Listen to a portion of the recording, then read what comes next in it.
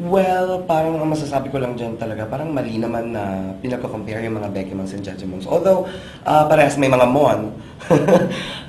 Kasi Jejemons, they're more on texting. They're more on the text part. Bekimons are more on the speaking part. So, parang, since malayo-malayo kasi.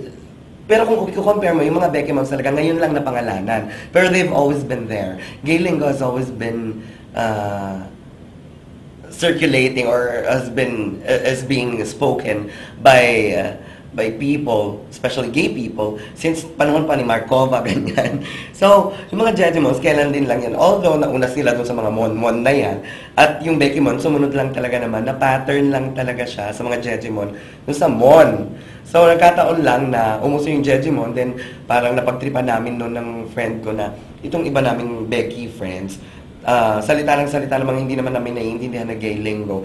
At hindi maintindihan na parang mga Jejemon, bakit hindi nalang tawagin itong mga ito na Bekimon? Ayun, so doon nag-start. Tapos, doon sa mga nagko-compare, pilit kami pinag-aaway.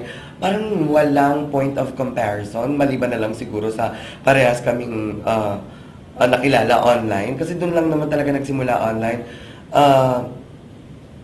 Recently, nakita kami ng mga Jejemon representatives.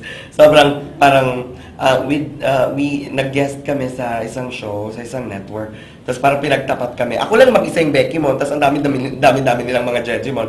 Ang nakakatuwa nito, hindi naman talaga kami nag-aaway. Pilit kami pinag-aaway. Pilit nilang ginagawa ng parang issue na nanggagaya daw yung mga Bekimon, ganyan-ganyan. Na ano naman gagayanin namin sa pagiging Jejemon nila na sobrang iba naman talaga yung ginagawa namin, iba yung sinasabi namin sa pinagagawa nila. So, no point of comparison at all.